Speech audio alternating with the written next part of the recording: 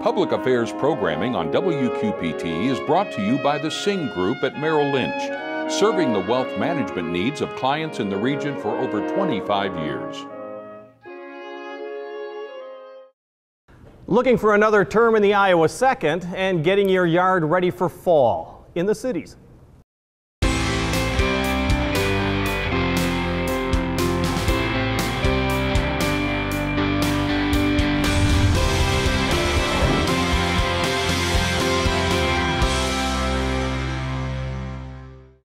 Iowa Quad City voters will see a rematch from 2 years ago. That's when incumbent Democratic Congressman Dave Loebsack faced Republican challenger Dr. Christopher Peters. Loebsack won with almost 54% of the vote. In that same election, Donald Trump won the Iowa 2nd by 4 points. Joining us is Representative Dave Loebsack, who's now seeking his 7th term in Congress. Thanks for joining us. Always good to be here, Jim. Thank you. Why did you want to run again? For the same reasons I've been running since the very beginning, quite honestly. Many folks know, many don't know how I grew up. I grew up in poverty myself. My mom had an 11th grade education and struggled with mental health issues her whole life. And we really came from nothing in essence. And I wouldn't be able to be here if it weren't for the opportunity that was provided to me, not only by friends and relatives, but you know, my first 40-hour-a-week job when I was 16 years old, it was a federally funded program for so-called disadvantaged kids, people like me. And I worked at the Sioux City Waste Treatment Control Plant, otherwise known as the sewage plant, for minimum wage that summer of 1969. I got to college because of low interest loans. Those were Democratic programs primarily. I got a lot of other opportunities along the way. That's why I'm a Democrat, quite honestly. And so I'm running this time, as I have every time, to do what I can to help provide opportunity for those in need, the middle class, make sure we maintain a strong middle class. Those who've fallen out, get them back in through training programs, whatever. And then folks like me who were not in the middle class when we were growing up, but were able to achieve the middle class. So that's why I'm running again. You're a bit of an endangered species. You're the only Democrat in the congressional delegation for Iowa. That's right. Trump won your district 2 years ago. What does that say for the Democratic Party, and what does it say for the Democratic Party in the 2nd district? Well, it's been challenging, to say the least. There are a lot of folks in my district who still very strongly support Donald Trump, but I was able to get some of those folks on board with me last time, and that's why I was able to win last time.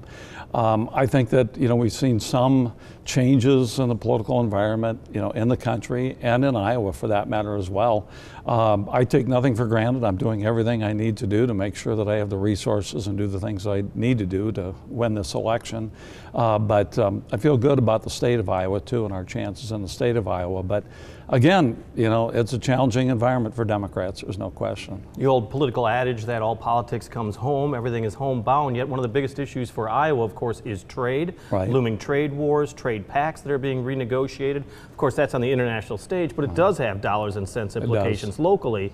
You've been pretty critical of the president so far as the trade negotiations, if you want to call it, are. Yeah, look, I mean, there's no question that we have issues with our trading partners. There's no question. China has, in fact, cheated on trade. They have stolen our intellectual property over the years for a long time. They have, in fact, devalued their currency artificially so that their exports to us are cheaper, their imports are more expensive. They've done some bad things. The problem that I see with this administration is that the approach they take is essentially to take a 2x4 and hit the Chinese over the head with it. And I don't think that's going to work very well. I honestly hope it does, because our farmers are hurting, as we know.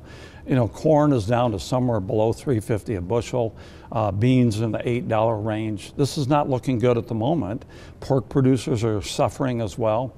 If we cut off markets, if the Chinese cut off markets for our goods, it's going to be very difficult to get those markets back. Those farmers have been building those markets for years. And then with Mexico and Canada as well. And one of the big concerns I have is that the Trump administration is alienating the people we need to deal effectively with China, and that's the Europeans, for example. So it's a matter of approach as much as anything. And one other point on that, trade is one thing, but if we lose those markets, or a significant share of those markets, we have to make sure that here in America that we maintain a strong renewable fuel standard, because we've got to have a market for our corn and soybeans here in the United States. That's something I've been pressing the administration on, and we've had bipartisan support in the state of Iowa for that as well. I do know that you've been pressing on that. I did want to ask you about that, is because it has come under fire. EPA, it's come under fire by other congressmen and senators as well. Is that a real threat for the Iowa farmer? It is, there's no question. It's a good thing that Scott Pruitt resigned as the administrator of the EPA. He should have resigned a long time ago because of his lapses, his ethical lapses. But he was someone who really torpedoed the renewable fuel standard. He allowed a lot of these so-called small refineries to get out of their commitments when it came to blending ethanol. So we lost probably 2.5 billion gallons of ethanol that was destroyed essentially from the RFS over the last year. Those have to be reallocated. This is something, again, that on a bipartisan basis here the Iowa delegation agrees on. We have to hold them accountable. We have to hold the new EPA administrator accountable. And another thing that we need to do is, I've got a bill with a Republican from Nebraska, Adrian Smith, that would allow us to sell E15 year-round. That's not possible now. Right. President says that he's all behind that. His new administrators, acting administrators, said positive things. But the EPA can do that. Not quite with the stroke of a pen, but they can do it much more easily than we can do it legislatively. And so I'm calling upon him to do that as well. And that would help as well when it comes to the renewable fuel standard. Of course, the other big issue as far as farmers are concerned that's before the House is the Farm Bill. Right. Was defeated earlier this year. Every Democrat voting against it, some Republicans joining along with that. Mm-hmm. The House believing that it was too radical compared to a well-measured Senate version. Right. Is that where you're still standing? And do you have any optimism for this coming few weeks ahead? You know, it goes day by day. I hear good things sometimes coming out of the conference committee. We have conferees from the House and the Senate trying to work out the differences between the two bills. Clearly the House bill was not acceptable as far as I was concerned. It got rid of things like the energy title, which is something that our farmers take advantage of all the time for energy conservation. It got rid of the conservation title. That was unacceptable. And then, of course, when it came to food stamps, the SNAP program, it was going to take away food assistance for a lot of people here in Iowa and around the country. The Senate bill is better, I think. I'm hoping that we can meld the two, but we've got that September 30th deadline. And if that isn't met by this conference committee, if we don't get a bill on the floor of both houses and passed by then we're going to have to do another extension as we did last time around. Unprecedented. Twice we did this last time around, and that's unacceptable as far as I'm concerned. Those farmers need that stability, that predictability. They need to know about the next planting season, what they need to buy, and all the rest. But as you know, the Farm Bill is really more than just farming. As you said, the SNAP, the food supplement program, about 75% of the Farm Bill makeup. A lot of argument is to separate the two. Right. That doesn't make sense, quite honestly, Jim. And I think just about every farmer you talk to will say the same thing. Because unfortunately, the way the House and the Senate are set up politically, you really can't get one through without the other. On either side, no matter which of these two parts, you know, you may favor more than the other. So we've got to have those two put together. And I think if we did more like what the Senate did than what the House was trying to do, I really think that we'd have bipartisan support and we could pass this by the 30th and get that certainty there for our farmers. Let me talk about social media as well as we make a bit of a transition out of farming. And you had a chance to hear Mark Zuckerberg's testimony as well as questioning him. What do you want to see for social media as far as more? Do you call it censorship? Do you call it more regulation? What do you want to see? No, look, I would prefer not to have any regulation if we can help it. The less regulation, the better. When it comes to the internet, we've got to have as free and fair access as we possibly can. That's where this net neutrality issue comes in as well. But you know, when it comes to Facebook and Twitter and all the rest, we do have to have accountability on the part of these folks. We had the Twitter CEO in as well just recently, and I asked him about the concerns about young people being on Twitter and some of the bullying problems and all the rest. We've got to hold them accountable. They have to make sure that whatever it is that they're allowing to be on Facebook and to be on Twitter, that it is responsible on their part. These are powerful tools, and I just think that, you know, when we've got bullying, we've got all kinds of other issues having to do with Facebook and Twitter, that we've got to be very careful, and we do have to be careful politically as well. it's not acceptable for any of these platforms to favor a Republican Party or a Democratic Party or whatever. Everybody has to have equal access and be treated fairly. I hope it doesn't come to regulation. I'd rather that not be the case. I think it was important that we had those executives in before the Energy and Commerce Committee, on which I serve, and I was able to ask them questions. A lot of other people were as well, everybody on that committee. And I think they got the message. We got to just hope and bring them back if we have to make sure that they do get the message that they've got to act responsibly. And what's the difference, though, between added accountability and more regulation? Because you almost need both, don't you? Well, I think if they have a concern that they might be regulated, and if we make that very clear to them, if that can be an incentive for them to do the right thing, I think that makes a lot of sense. I'd just rather do something other than regulation to begin with. I want to talk about something about security that actually affected you in a way. The ACLU tested Amazon's facial recognition software for police that they're marketing, and you came off as a criminal. I came off as a criminal. I was as shocked as anybody, as you might imagine. I told my wife, and she said, what's that all about, right? That was really unfortunate, not just for me, obviously, quite honestly. I'm more concerned about you and other just sort of average citizens out there being misidentified. Again, that was something that the ACLU discovered. I'm glad they did. Unfortunately, it seemed to be a little bit biased also towards people of color, which I think is a bad situation. We've got to deal with that as well. But again, this is something I'm glad that there was an organization out there that saw this, that held them accountable, and you know, we've got to continue to do that. Again, I'm not concerned about me particularly, but I am concerned about citizens who, you know, just for whatever reason, they might be misidentified. It's really potentially a bad situation, obviously. And that's why I bring it up, is because it shows another example of perhaps technology being used and being believed 100% where perhaps it shouldn't be. I agree. And look, it's always going to be difficult for Congress to try to get ahead of the curve on any of these things, because there are very few people in Congress who are expert on these issues.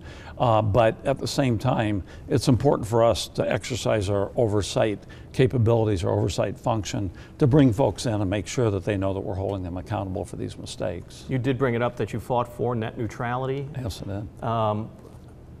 Is that, how do I say this?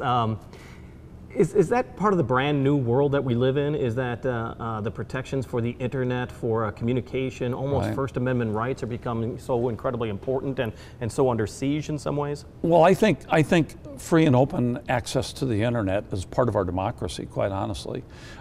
That's kind of a brave new world of where we can have ideas shared among ourselves. Again, with all the concerns that we have as well about that. I was going to say, because when you say ideas, you make it sound like a good thing. There's some real bad ideas that are being circulated. That's right. Well, if you have a Facebook page, hopefully they don't say terrible things about you on Facebook, but it can get ugly on social media very quickly, as you know. At the same time, I think the internet is a wonderful tool, and it's really a wonderful thing for average individuals to be able to communicate, and be able to communicate to me, other elected officials. We have to make sure that the internet service providers are not allowed to have what's called paid prioritization, where if you pay enough, you'll get some priority, or fast lanes. If you pay enough, you'll get faster speeds, that sort of thing. That's what the open internet policy of the Federal Communications Commission under the last administration was trying to prevent. And now the current administration, the FCC, reversed that, but now it's in the courts, and the previous FCC ruling was upheld. So we've got to continue to move forward as much as we can, as quickly as we can, towards neutrality. Of course, one of the biggest users of the internet are our children, and I want to get into the area of school violence, because things circulate very quickly. We've seen so many instances of gun violence going on in our schools right now. Iowa, for the better part, has been spared some of the worst cases. But parents now seem to be almost believing that it's not if, it's when. Does Congress have a role at all in regards to either the arming of teachers or greater protection inside the schools? We do have school resource officers, as you know, in many of these schools. I think that's a good idea. I've supported that in the past. And when I visit schools where there is an SRO, they call them, I'll often talk to that individual and hear what they have to say about the concerns that they have. I think we're probably going to have to continue to, as they call it, harden schools. You know, most schools I go to, I'm not allowed in unless I push a button and access is granted to me. arming of teachers makes no sense whatsoever. I have yet to meet a teacher who thinks that's a good idea. And I think when it comes to gun safety issues, there are things that we have to do. We have to do the best we can to keep guns out of the hands of somebody who's on a terrorist list, for example. I think we have to make sure that we do have truly universal background checks, do better than we're doing right now. You know, we can ban things like bump stocks that enhance the capability of particular kinds of weapons. There are things that we can do. Whatever we do, it's unlikely that 100% of these things will be prevented. But I think it is a larger societal issue too that we have to be talking about, and violence in our society, and mental health is a part of it in many instances too. We have to do a lot better on that front.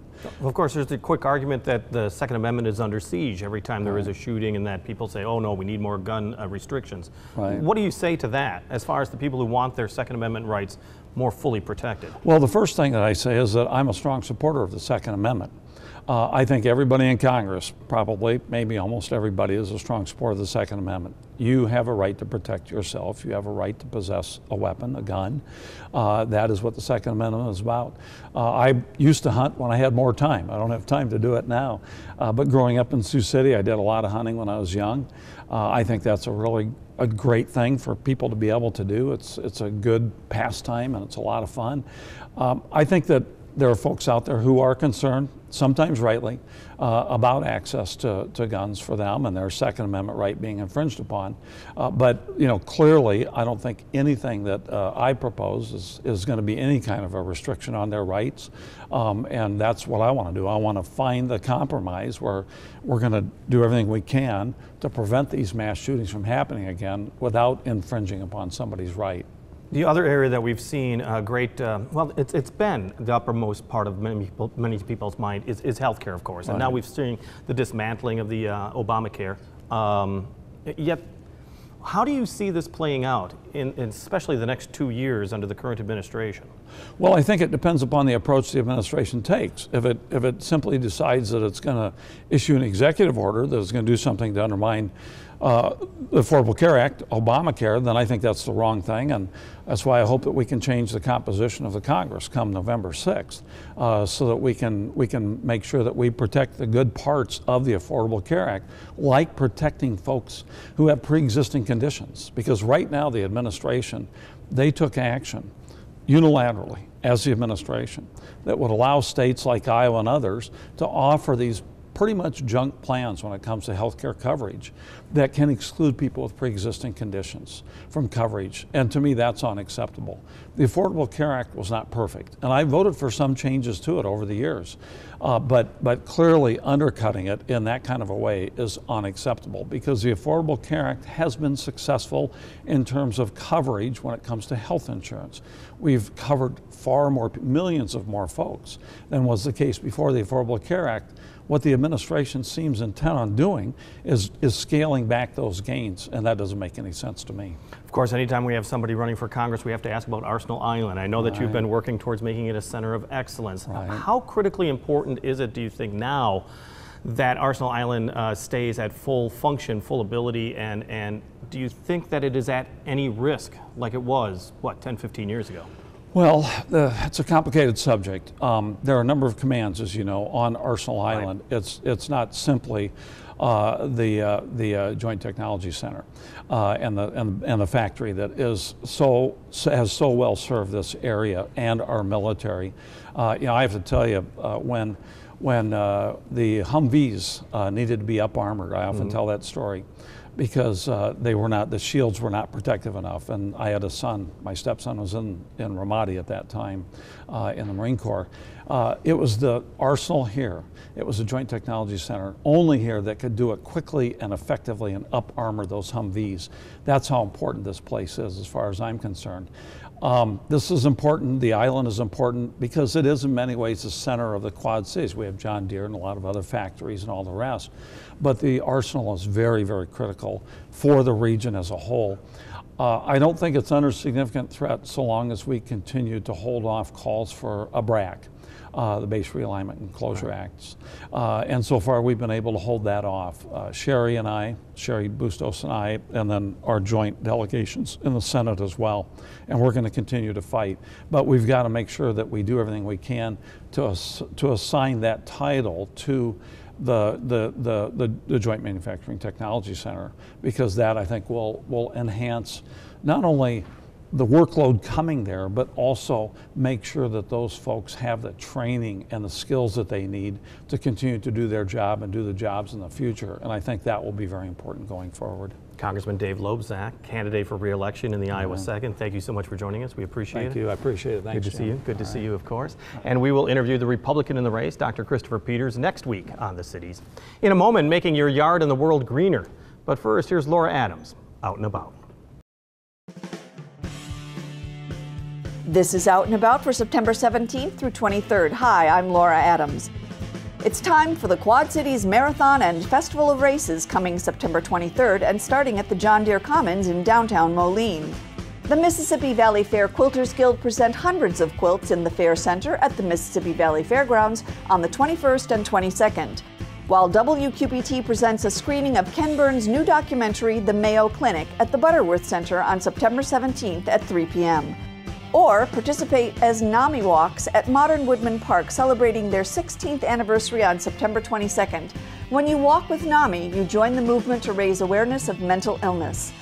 Be a detective at KSI's second annual Murder Mystery Dinner on September 22nd. And Circa 21 opens their new comedy, Mama Won't Fly, on the 19th. This is your last chance to see Playcrafters' production of Tuesdays with Maury through the 23rd. And the Bucktown Review returns to the Nicewander Theater on September 21st with an all-new show. Auditions for Quad City Music Guild's production of Miracle in Bedford Falls takes place the 21st through the 23rd at the theater. Guys in Ties returns to the Black Box Theater on the 21st for an evening of hilarious comedy and audience participation. For more information, visit WQPT.org.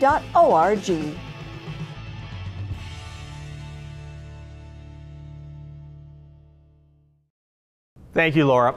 Each fall, the Master Gardeners of Scott County hold their annual workshop designed to help you grow a greener thumb. And this year, they're inviting a PBS star to teach some of the classes at the upcoming Growing Along the River Focus on Fall 2018 conference.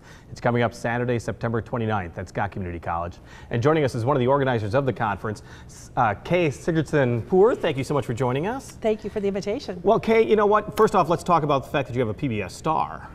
Yes, well, it was very lucky that we were able to form this partnership with WQPT, and we would like to have big name speakers come in because they attract people, but they have a lot of interesting things to say and teach us besides what's on their program. And Joe, we think, is really extraordinary. Several of us had seen him on the TV show, and one committee member said, oh, let's see if they'll partner with us. And so we have the partnership with them this year to bring Joe in. So Joe Lample will be a part, but just one of the many workshops that you have going on. Right. And we were talking, you pick the fall, because most people think of spring when they think of their gardens, and then by fall, they're all kind of tired of it. Well, me included. Yeah, you got to rake and it's like, oh, whatever. But fall is such an incredibly important time for moving plants around, getting yourself ready for spring, and as you said, pruning and preparing for the next year. Well, and buying things on sale attracts a lot of people. But no, fall really is important, and there are many different things that we've had at our conferences over the year because gardeners plan during the winter what they're going to put in. And it's a great time to do hardscaping and to think about it for the next year so you're ready to go. So focus on fall is what we've been having. And one of the important things we're talking about is putting your garden to bed. And this is the second or third year we've had that particular subject, and the professor from Ryman Gardens is coming. But it's important now for pollinators because people used to cut everything out of their gardens, cut down their perennials, tear out their annuals. That's what I do. No, unless it's diseased or it's got fungus, it's in the way that it's going to hold water, it is best to leave it because the pollinators hibernate in there for the winter. It provides them cover. But it makes for a messier spring. Well, because you get those nice, you know, snow mounds in your garden, and it's actually easier to pull out in spring. And it's actually also helped fertilize your garden because all that plant matter has desiccated into your garden. So it's also, there are a lot of benefits to leaving it up. But there's also instances where that's the best time to prune. Yes, it is. And we have 2 different pruning classes. One is on pruning trees, taught by Mark Vitosh, who is a state forester for the region next to ours. And one of our members, Ray Wolf, is talking about pruning shrubs, which you and I just talked about. And there is an art to it, but they'll be good skills to learn, especially if you're a home gardener, like it sounds like you are. Well, yeah, my green thumb is not that green. And that's who you really want. You don't want like professionals or people that have immaculate gardens. I'm sure you do want them, but I mean, just the people like me that just kind of toil in the backyard and scratch my head wondering why I'm doing things wrong. No, we would really like people to come who are just interested in gardening. Maybe you're thinking about starting it and you just want a little information, and maybe it'll pick your interest, and you'll decide that that's something I'd really like to think more about. Because the Scott County Master Gardeners, who I'm a member of, we do our priorities doing education. And it's not only for our members, it is for the public. So this is one of our biggest opportunities to teach the public. And right now we've already started our Master Gardener class for this year, but there'll be an opportunity later on to take it if you become that interested in gardening, because I learned a great deal. I had grandmothers and a mother who were wonderful gardeners, but my background is science, so that's the part I'm really fascinated by. Well, and passing on that knowledge will save people money. You're not buying the wrong plant for the wrong area. You're not accidentally killing the plant by cutting them down. Exactly. I did want to point out that you're also talking about some indoor plants, because you're talking about succulents. You're talking about some other things that are going on. We have Susan Applegate Hurst is coming, and she is the editor of Country Garden magazine. And several of us have had the pleasure of hearing her speak before, but she's talking about actually putting succulents in your garden and that they can overwinter. Wow. And she's also talking about, garden design lessons from magazines. So that'll be some great topics, because everyone wants their garden to look like the magazine, but it's like going to a flower show and everything is timed and grown so it looks perfect, but it's never all up at the same time. So once again, it's a good price. What do you want people to find out about how to register? They need to go to the Scott County Community College website and just type in Focus on Fall. It'll pop right up. It's $45. It's Saturday of September 29th at Scott Community College Belmont campus. Okay. $45, includes lunch. There will be the 2 keynote sessions with Joe Lampel, and then there are 4 breakout sessions with 5 choices in each session. Well, there's something for everyone, it seems. There is something for everybody, and if you have a session you can't find anything, then you're not looking hard enough. And then you can ask. Yes, because we're all there to answer questions, and all the Master Gardeners will have name tags on so that you can just stop anyone and ask a question. But the speakers we bring in are really very friendly, and they're happy to sit and have lunch with you and talk to you and answer your questions. And I even had one come over to my house to give me some advice. So it is a really great conference, but it's a huge bargain. Yeah. Kay Sigurdsson-Poor, thanks so much for joining us. Thanks so much, Jim. The website is eicc.edu for Eastern Iowa Community Colleges. Of course, it's sponsored by the Iowa State University Extension, Outreach, Master Gardeners, and the Eastern Iowa Community Colleges. Features Growing a Greener World PBS star Joe Lampel. You can check out the Eastern Iowa Community College website for details. WQPT is also doing its part to support the military men and women in the cities who are serving our nation. We call it Embracing the Military. And Rocktoberfest is just days away. Coming up next Friday, Heritage Hall will be the scene of a Bavarian celebration featuring German-style beers, schnitzel, brats, pretzels, music, and kids' activities as well. It starts at 3 in the afternoon, and it is open to the public. On the air, on the radio, on the web, and on your mobile device. Thanks for taking some time to join us as we talk about the issues on the cities.